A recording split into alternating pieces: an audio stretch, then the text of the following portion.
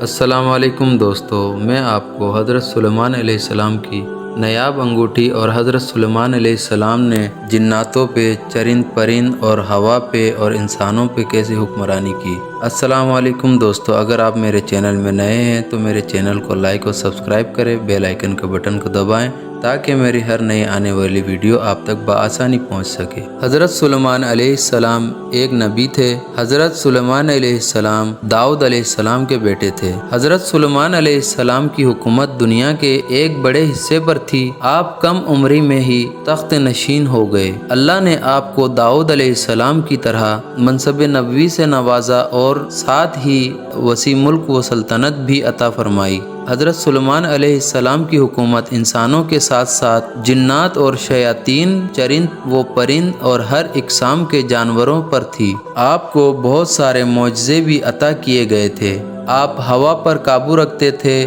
آپ جانوروں کی بولیاں سمجھ سکتے تھے، آپ کا تخت ہوا میں اڑتا تھا، جو حکومتی امور میں آپ کی اطاعت کرتے تھے۔ مسجد اقصی کی تعمیر میں انہی جنہوں نے دور دور سے پتھروں اور سمندروں سے موتیاں نکال کر لایا کرتے تھے، جس سے بیت المقدس کی تعمیر ہوئی۔ اس کے علاوہ وہ آپ جنوں سے بہت سارے کام لیا کرتے تھے۔ اللہ پاک نے قرآن مجید میں فرمایا ہے کہ اور ہم نے سلیمان کی آزمائش کی اور ان کے تخت پر ایک جسم ڈال دیا تھا، پھر انہوں نے رجوع کیا۔ سورہ سعد۔ اس آیات میں اللہ نے حضرت سلیمان علیہ السلام پر آنے والی ایک آزمائش کا ذکر کیا ہے۔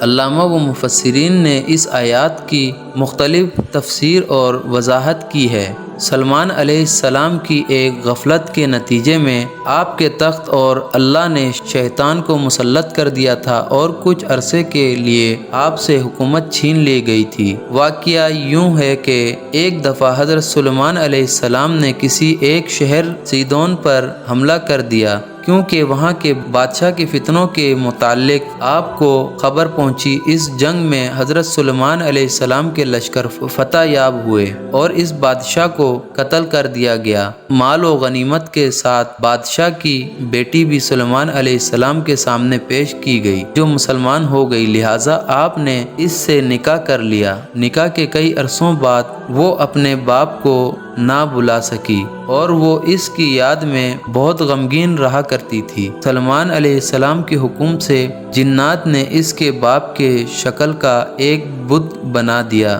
لہٰذا وہ اسے دیکھ کر اپنا دل مطمئن کر لیا کرتی تھی۔ کچھ ہی دن گزرے کہ اس کی کنیزوں اور قوم کی عورتوں نے اس بت کی پوجا شروع کر دی اور سلیمان علیہ السلام کے محل میں ہی خفیہ طور پر بت پرستی کا آغاز ہو گیا، جو 40 دن تک جاری رہا۔ آخر حضرت سلیمان علیہ السلام کے وزیر آصفہ برقیہ کو اس کا علم ہو گیا۔ اس نے آپ کو اس عمل کی خبر دی۔ آپ علیہ السلام بہت غصے میں آ کر اس بت کو توڑ دیا۔ آپ نے اس عورت کو سزا کے طور پر اپنے محل سے نکال کر شہر بدر کر دیا اور سجدے میں گر کر اللہ سے معافی طلب کرنے لگے، لیکن اللہ نے آپ کی اس غفلت کی وجہ سے آپ کو ایک آزمائش میں مبتلا کر دیا۔ دراصل آپ کے پاس ایک انگوٹھی تھی جس کی وجہ سے آپ جن و انسان پر حکومت کیا کرتے تھے۔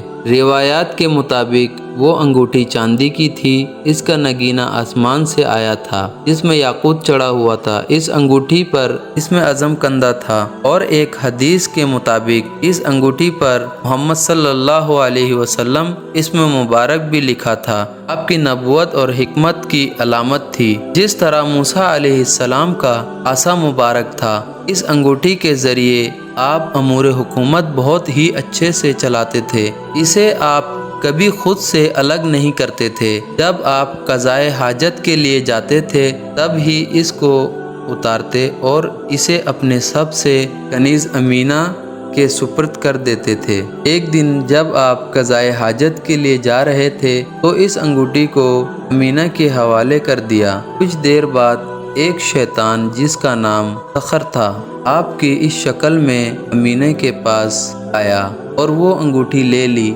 انگوٹھی کا اس کے ہاتھ میں آنا تھا کہ حضرت سلیمان علیہ السلام کی ساری طاقت و قوت اور اقتدار شیطان کے قبضے میں آ گئی۔